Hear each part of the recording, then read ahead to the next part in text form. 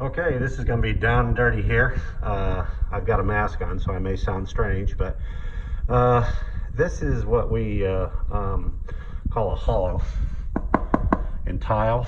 This is a bad job. And if you ever walk into a house brand new or used and you start hearing that, those tiles are going to crack. Eventually they're going to crack. Don't let anybody ever tell you that these tiles are okay, everything's fine. No, they're not. That's not good. Here's a tile I just redid.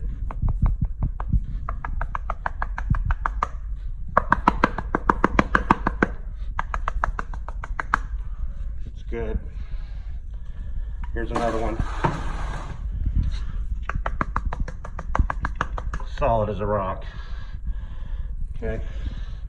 And it's the way I mix my thin set.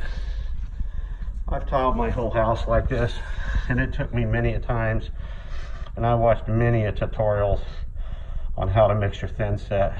And I tell you what, you don't make it thick, because if you make it thick, you make it just enough to push around, like they say, it'll come out bad, and it won't come out right. It'll dry up quick, and you won't be able to do a lot of tiles at a time. And when I was doing room after room, you've got to be able to have your thin set last long enough to get the job done. And this is the consistency right here. It's kind of like, I call it Slurpee level. Slurpee level. Just like a Coca-Cola Slurpee at 7-Eleven. Okay, see in the jug here?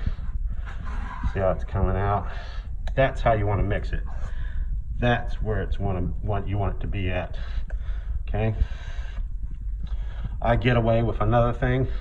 I only put the thin set on this side, not on the tile's face, because I make it Slurpee-like. You have to give it a good 24 hours, 12 to 24 hours, depending on the temperature, to cure. But it sticks and it holds. And it's true to the fact, from the tiles I've done everywhere and rooms I've done in this consistency, like a Slurpee, not some thick doggone mud, this works. And this is the way it should be.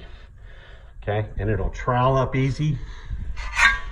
Spread it, whatever consistency you want it, on the floor. Spread it around easily.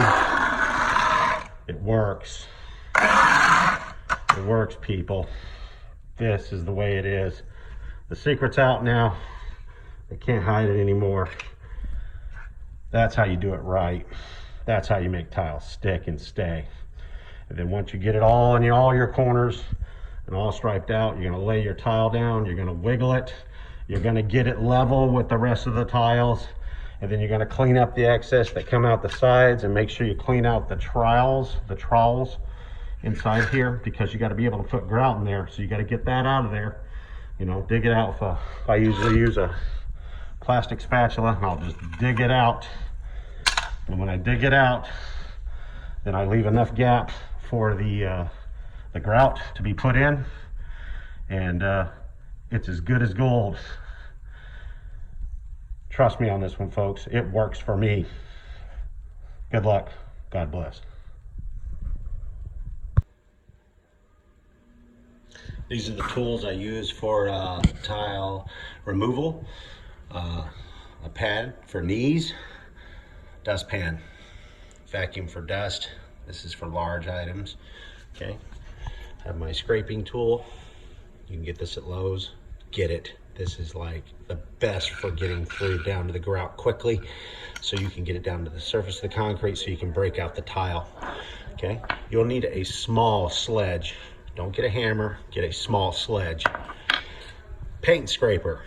It'll remove up thin set faster than this tool. This tool is the refined tool for really hard stuff, or smoothing it out with this end here. Okay, you'll smooth it out. But using a hammer on this and going down the line, it'll take it up lickety split.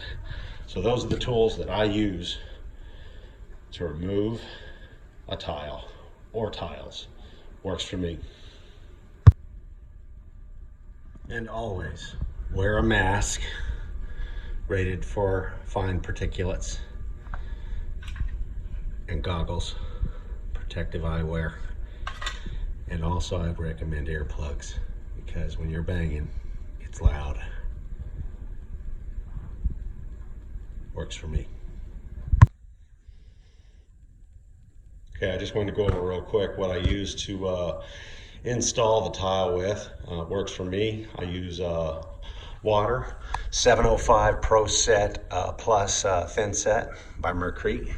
I use a drill with a stirring bit that you get for mixing thin set, and sometimes you can use it for concrete also, without a lot of rocks in it. But you can get that at Lowe's. I use for the cracks, I use liquid cement crack filler. I put it in the cracks and then I wipe off the excess so I have plenty of concrete to attach to so I don't get any hollows. I use Fusion Pro to do my grouting. This stuff's great. It's not like the other stuff you get in a bag where you can just smear it all over the place and then wipe it all off. This you have to basically dab, dab, dab, dab, scoop, dab, dab, dab, and get it into one crack, clean that area up, and then go crack by crack by crack all the way around. It does take time, but you know what? This stuff is awesome. Like I've always said, wear safety goggles, wear a mask. You just never know what kind of contaminants are inside these products. You just don't know. You don't know. So it's just best to, and especially when you're removing, you really don't know what's in there. You have your trowel, you know, and for your thin set, you have your bucket so you can mix your thin set with the water. So that would probably go over there with that and the drill. And then you have your cutting saw for doors. You have your nibbler for tiles that need to be rounded or little certain shapes. You just nibble, nibble, nibble. And you have your board cutter. When you get the good one, get a good one, guys. Don't chimp on this one. Get a good one, and then instantly buy extra blades that are inside here. Buy these blades. Buy at least 2 or 3, because they're well worth it. Because once it starts breaking tiles, and you'll know when, it'll start chipping them and breaking them when it goes bad. And that's the first sign that you need to get a new blade. And when you gotta go get a new blade, then you gotta walk off the job site. And you gotta go get it. And then it's best to buy 2 or 3 so you have them on hand. So that's it on that. That's what I use to lay the tile. Works for me. And don't forget a pack of sponges for cleanup. They're very necessary in the job. And always wear a mask rated for fine particulates, and goggles, protective eyewear. And also I'd recommend earplugs, because when you're banging, it's loud. Works for me.